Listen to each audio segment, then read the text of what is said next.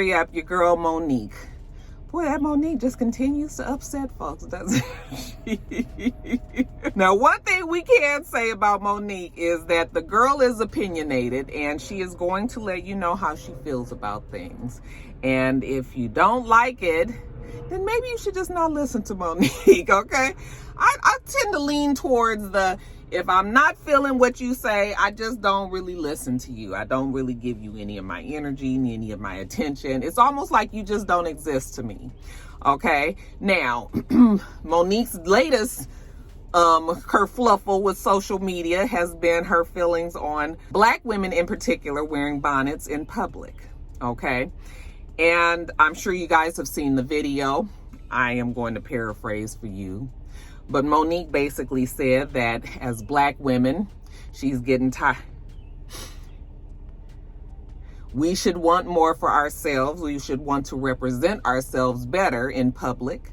And that is not a good look for us to be wearing bonnets to the stores, to the airports. She's tired of seeing women at the airport in bonnets. She's tired of seeing women out with pajamas on.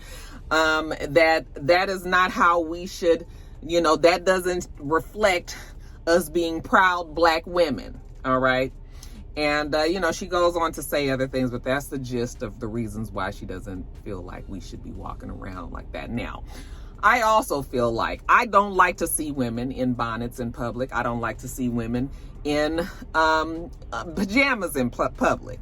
Okay. To me, those are house clothes. However, it's a different day. It's a different time. Hell, my daughter does these things. I mean, she doesn't go out in pajamas, but she will quickly wear a bonnet to Walmart. She won't wear it to the airport, but she will wear it to the Walmart. And that gets on my nerves. I just feel like you should look somewhat presentable when you go out. That's just how it's always been for me. But these kids are totally different, okay? And I almost feel like the kids look at these bonnets almost as like a baseball cap. I wouldn't even wear a baseball cap to the store, okay? I'm going to pop a wig on, make sure my hair's done. If I didn't have wigs or weaves or whatever, like, I'm going to make sure my hair looks like something so I can go to the store and I can get, So, but today they'll wear a bonnet. They'll be out, and I'll just be like, what in the world? What in the world? But you know what? I can't worry about it. My child is grown and she gonna do what she wanna do. And that's not for me. That's not how I'm gonna be. Okay, but if that's how you gonna be, child, more fucking power to you. I'm sure you guys knew that that's how I was gonna be anyway. Hell, when we took Jada to her first day at college, she had a bonnet on. That's why we didn't post any pictures. I was like, I'm not posting no pictures of you with this bonnet on. But she didn't have time to do her hair. She actually wanted to get into her dorm so she could actually do her weave when she got in her room, which is what she did. Okay. So, but while we going around getting the room key and, going and meeting all of the different people and going to the different stations and getting water bottles and bags and shit, she had this bonnet on. And I was just like, oh, absolutely not. I'm just not going to post you. Okay. We'll just say at the school, putting Jada in her dorm. But that was pretty much it. I was like, I'm just not. No. Okay. But that was her, and she was comfortable with it, and nobody else seemed to think that it was off. All of the kids around there, they didn't seem that it was have a problem with it either. So I was just like, okay. So I just wrote this off as another one of those things where back in the day, me and my old school thinking, that's not presentable, but if that's how y'all all gonna do, then what? Now, I am still particular about the pajamas. I really don't like to see people in their pajamas, but I mean, that's y'all. That's on y'all. Whatever y'all got going on, I don't really care. I just know I'm not going to do that. Okay, I'm not going to chastise people for doing whatever they want to do. But I mean, I understood what Mo'Nique was saying. I mean, I just did. But a lot of people took offense to it. We saw many celebrities and different people, have their opinions on it, and that's fine too. I saw Tokyo Vanities. I thought hers was well written, well thought out. Her saying that people might be going through things, you don't know, or they might just want to be comfortable, and why are we judging people on the way that they look? And that's another thing, we shouldn't judge folks, but It's just a generational thing, you guys. It ain't nothing more deep than that. You know, our parents, my parents, and I mean, ain't no way you would have saw my mama out with her hair in rollers, or her hair, because back then they slept in rollers. We don't even sleep in rollers no more, but like with a scarf tied on her head, or she was, you know, in pajamas or something. Ain't no way. And I don't think you would ever see any woman back in the 60s and 70s, you know, with their pajamas and shit on. It's just, they didn't do that then. I'm still a part of that generation, you know. But like I said, over the time, these kids and do what the fuck, they out, you know. If they ain't half dressed and they got on pajamas and shit, I can't worry about it. So after everybody came out, even Tammy Roman had something to say. After they came out and said what they said, then Mo'Nique had to come back out and say that she was going to always say how she feels, because she loves, you know, her black babies, her black women, and, you know, she wants to always make sure that she talks to them and that she protects them and she gives them the best advice. And again, I'm paraphrasing, but that's what she said. But then she had another video. She just kept on making videos and videos and videos. I was just like, okay, girl, we got it. It's okay. Just basically say, y'all look a mess. I wish y'all would change up and, you know, do better. But if that's how y'all want to do, then that's fine. And just keep it moving, you know, or just keep the opinion to yourself, because these kids still, I mean, folks gonna do what the hell they want to do. Everybody grown. And that if you just take that kind of stance, this shit wouldn't even bother you. Okay. You look at them and just be like, and keep on going. Because I'm telling you, I have looked at Jada like that, like, girl, what is, you going where? But I can't, child, I can't worry about it. I can't worry about it. What's y'all feeling on that? Are you out there? Are you one of the ones that's out there with their bonnets? Is there any truth to my feeling that people think of bonnets now as baseball caps, and that's like kind of what they do now? Or do you feel like it's an absolute no-no for them to be out like that, and that they should want better for themselves? That the fact that they out in pajamas and bonnets and shit must mean that they're down on themselves. You guys let me know what you think about all that. All right, you guys, now let me tell you about this story I read last night. First of all, somebody in my comments said, when I asked for suggestions, y'all said that Mary J had raped Danny Boy. And I was like, what? It was the most random comment. And I was like, I hadn't heard nothing about that. So then I was like, maybe they mean like statutory rape. Like, what's going on here? So I went on and Googled the story. And child, when I tell you that Danny Boy, who's now 43 years old, when I tell you he was dropped, he is told a whole bunch of, it wasn't just the tea on him and Mary, it was way more than that. So let me just break it down to you real. This shit is scandalous. So he said back when he was like 15, 16 years old, you know, he was singing backup and working with Death Row and Suge Knight and all of them. They had just had the Source Awards. This is in 1995. The Source Awards had just happened. And after the awards, Suge Knight ended up calling him and saying, hey, come to my room, come to my suite. You know, we gonna just come up here by yourself. All right. So he said he gets up to the room and is Misa Hilton, Mary J. Blige, and Devontae Swing's baby mama. Okay. They are all in the suite with Suge Knight. Okay, he said everybody was just kind of chopping it up, laughing, talking, drinking, whatever. Okay, and he hung out there for a little while and then he left. He said then a little while later, Suge Knight called him back and was like, hey, old girl want to see you. And he said when he went back to the room, now listen to this shit. He said when he went back to the room, Misa Hilton was in the bed with Suge Knight. Okay, no clothes on, just her sheet around her. You know, and you guys know who Misa Hilton is. That is Puff Daddy's baby mama. That is Justin's mother. Okay.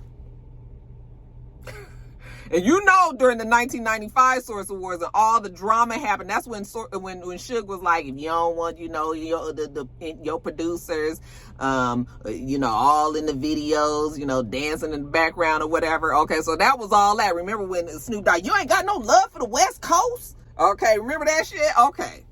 So and all the drama with Tupac and East Coast and West Coast and Biggie, and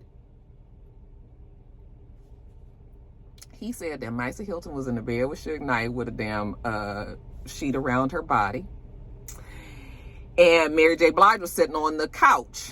And so he was like, okay. So he figured maybe Mary J was interested. So they was talking. They ended up moving to a different area in the suite because I guess you ain't wanting to see Suge and Misa be fucking. Okay. And so they was in there and they was talking. They ordered some food and some more drinks. And he said the next thing he knew, Mary's head was in his lap. And I'm sure you can imagine what went down there. Okay.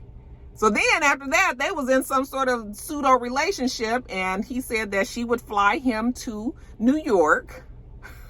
Oh, I forgot one part. He said at one point there was a banging at the door, and Mary got weirded out. She got spooked out because she thought it was KC. Now, I mean, this is just some for real shit, right?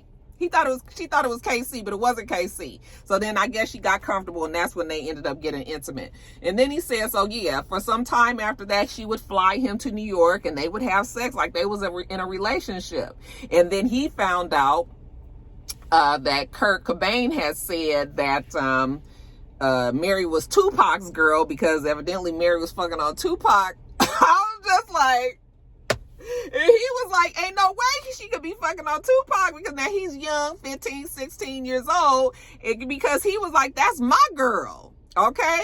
But Mary is seeing Tupac and him. He a minor. Okay. Mary is 7 years older than him. So if this was at that time, 15, 16, she was somewhere around 24. Okay. 23, 24. But I was just like, did you just tell all these people's business? I mean, you talking about Misa and Suge and Tupac and Mary and her being older than you being this. I mean, you just dropped so much of these people's business, you know. And Mary hasn't come out, and I doubt she will come out and say anything because this is the kind of story that you need to just let die, okay? But I read that, I was just like, now, is he lying? I mean, do you guys think that he lying? Child. So anyway, that was the story. We're going to see if anybody has a response. I mean, Suge is in jail. Tupac is dead. KC is, you know, off battling his demons, trying to get off of drugs and drinking and everything. And, you know, Mary really is the only one that could give us a story. I mean, that people that would probably give a story, and child, it's a mess. That story is a mess, but I just wanted to let y'all know because somebody asked me to talk about it. So there you go.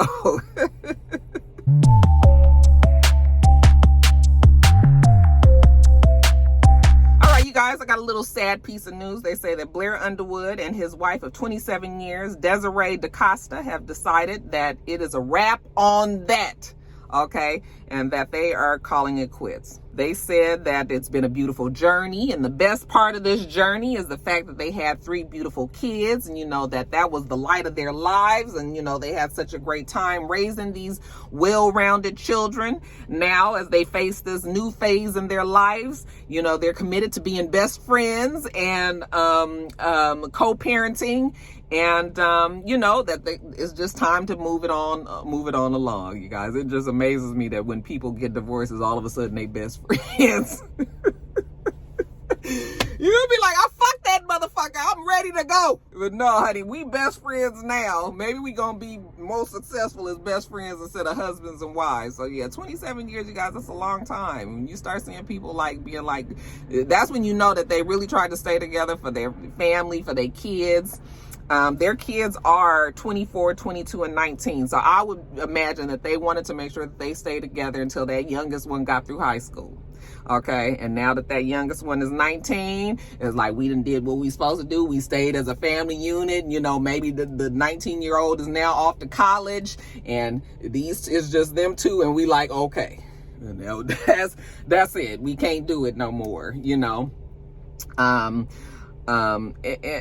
And you know, sometimes when you do find that you're empty nesters, sometimes you guys can find that pathway back to each other. It does kind of bring you back because now it's just you two in the house and you you know, you're able to be a little bit closer, you're able to be a little bit more intimate, you're able to just be with each other more. And sometimes it works out for the good and other times it works out for the bad. For the bad is when you just realize that you just don't like this nigga no fucking more. So that's the real version. The nice version is we gonna be committed to co-parenting. I was like, the kids are grown, what you got to co-parent still? I mean, maybe the youngest, I mean, you always gonna be a parent to your kids, but it's just like you ain't gotta deal with each other no more, you know. So but yeah, that is sad, because I remember when they got together and they were such a nice looking couple and all that. We would like to see these things work out, but sometimes they just don't, you guys. But 27 years, honey, I think we all would say you gave it the old try. Blair free, y'all want them? All right, you guys, so Vivica Fox was on Blvd TV. And she was in, you know, an interview. He was asking her different questions or whatever. And we always get around to the relationship that Vivica Fox had with 50 Cent. Now, you know, Vivica has always said that 50 Cent is the love of her life. I guess he is the one that got away. She's always said that. We've heard her say that plenty of times. So her saying it in this interview was not surprising. But she did give some more background on what happened. I mean, she said before that they just went public with their relationship too quickly. They shouldn't have. They had too many people in their ear, too many people in their relationship, and it just went downhill. But evidently they were very much in love, and 50 Cent had even planned to propose to her. He had gotten her a 12-karat diamond ring, and then, you know, when shit went bad, he ended up getting turned into earrings and all that. And yeah, they ended up breaking up. Okay. But she will always say that he's the love of her life. She knows that he, deep down inside does still have feelings, or, you know, that he respects her. He's never going to say or do anything to her that's truly going to hurt her, because she knows that there was some real love for real there. It's funny because you hear people say, I've heard women say that have been in relationships with 50 Cent that he is a totally different person, that 50 Cent is the persona and that Curtis is the person. And that's also what Vivica Fox has said, that he must be a great boyfriend. Okay, but she did say that in the interview. So after that, 50 Cent was on an interview with a Charleston-based radio DJ. I'm not sure what radio station, but her name is Chris Kalin. And so she asked him, you know, what did she feel about, you know, how did he feel about what Vivica said in the Blvd TV interview? And he said, you know, he never gets tired of hearing her say things like that. He said it was very much true. They did. Look at, there go Jade with her bonnet now, walking out. I told y'all. Y'all, did y'all see her? She ran into the beauty supply store with a damn bonnet on. Anyway, you guys, he said that it was true. They did come out too soon. Her publicist, her manager, all of the people would tell her, she got to do this, y'all got to do this, you got to do that. And, you know, after a while, they was just doing whatever everybody else said that they needed to be doing instead of doing what was coming natural to them in the relationship. And they should not have been public. You know, finally he said he didn't feel like it was right anymore, and that's how they broke up. And he said, yes, it was true that he did get her a ring, but he ended up getting mad at her and he changed it to earrings, all that. So he was just like, he co-signed everything that she said, you know. And we got Curtis on a good day, okay? As a matter of fact, we got Curtis that day and not 50 Cent, because you guys know he can be shady. But he gave us the mature answer, and I was just like, you know, in us, we still would like to hear, these kind of things when men will admit that, you know, maybe there was that one that got away, just didn't work out. It was not the time, the season, or whatever. So, you know, I was just like, you know, and then she did end up posting the video of him saying, you know, I like to thank Vivica for wearing that dress when he was accepting an award at maybe the BET Awards or no, it wasn't Source, but it was like the BET Awards. And, you know, she said that was the time that they actually first met, because he said that, and their people ended up getting in touch with each other, and then they ended up hooking up. But you guys know that 50 Cent has a girlfriend, right? Cuban Link. Mama named her Jamira Haynes. Now, she's been with 50 Cent for like 2 years now. And you know how it is, and you be on social media and you see things like this. And I mean, the girl is human, and Vivica Fox is saying stuff about her boyfriend when she knows that he does have a girlfriend at the time, you know. And I mean, you have to be really strong to be able to not always. Maybe if Vivica just said that in the interview and it wasn't all over social media, that's one thing. But once these things get plastered, I'm not going to be too mad at Cuban Link for kind of striking back. I mean, this is her man. The girl is human, right? But Vivica Fox is a known, you know, we like her as a black actress, celebrity, and all of that. So she's more protected in that way. But Cuban comes out, because I don't know what Cuban do. Is she an Instagram? I mean, I shouldn't say it just, because these Instagram personalities make a lot of money, but does she do other things? Why she not a rapper, right? And she's don't sing or something, and she's just a Instagram personality or a social personality that's made money because she's a very beautiful girl. I don't know. Y'all let me know about that. But she came out and she said, you know, some slick shit. She said that her mother always said to respect her elders, or, you know, we're gonna be quiet and respect our elders. You know, it's given menopause.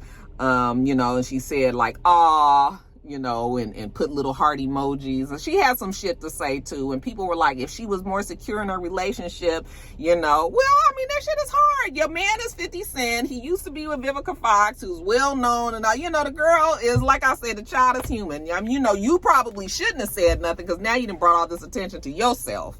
Okay. And now it's made it look like you worried that 50 Cent is trying to get back with Vivica, which I'm sure he's not. It doesn't look like that's the direction that he was trying to go. So when she said that, now people was like, you know, you worried about it. You shouldn't have said nothing about Vivica. But it was just sort of like, I mean, I kind of understood why she went there. She didn't need to. But it happened, you guys. So, Vivica ends up coming out after all of this went down, and then she said, what you didn't see, Cuban Link, is there was more to that interview. And then she posted what else she said, because immediately after she said all this with her relationship with 50 Cent, she went on to say, but he's in a new relationship now, and his girlfriend is beautiful, Cuban Link. She is she's hot, and she seems to love him, and he loves her, and they're happy together, and that makes me happy. Like, she said all that, but of course, we didn't get that in the original. Okay, because that wasn't the shit that was going to draw all the attention. So she posted that, and then of course Cuban Link, you know, I was happy that the girl just finally came out. You know, she said she apologized. She was like, actually I put down exactly what she said. Let me read it to you. She said, humorous comment, bad timing, that's all. Now with knowing all of the information, it's not so funny. I take the blame for all the commotion. I apologize. 2 kissy face emojis, and then she's put hashtag much love. Okay, so she was woman enough to know that, you know, maybe I just had an insecure moment there. You know, I said some shit, maybe I shouldn't have said it, but, you know, the bitch is human. You know, she can only take so much. You know, she's sorry, and that's it. And I'm fine with that. And I think Vivica Fox is going to be fine with that. I think 50 Cent is fine. I just think this whole story wrapped up and rounded out real nicely, don't you think?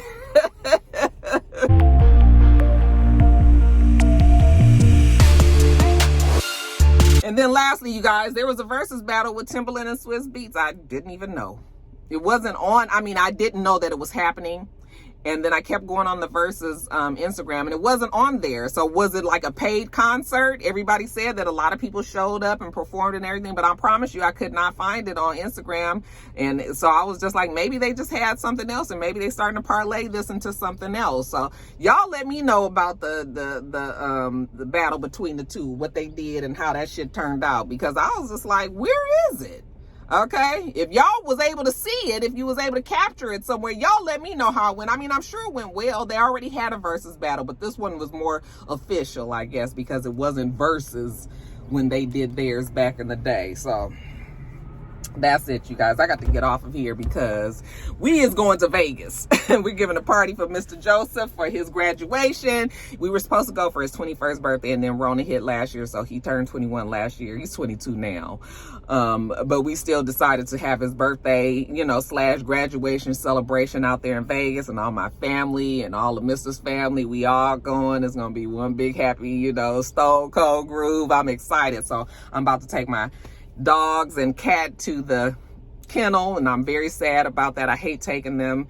It's always some shit when I pick them up. They just be stressed out and nervous and all that, and I just have to get over the guilt. I really wish I had somebody that could take them and watch them, or even come to my house, but Miss ain't gonna be letting people come to the house. I just know that. Okay, he's not going. He can Roxanne, that's some white people shit. We ain't doing that.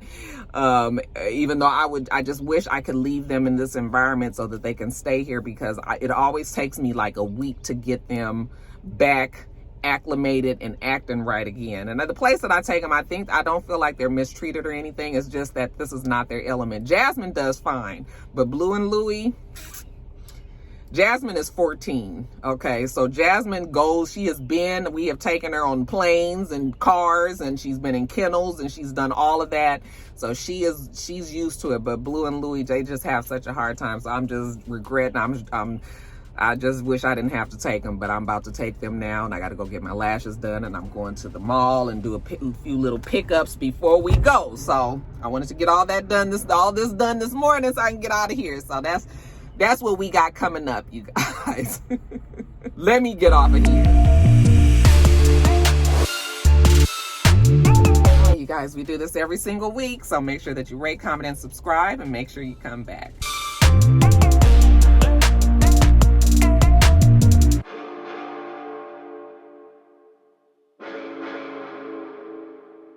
Until next time, rock stars. Bye.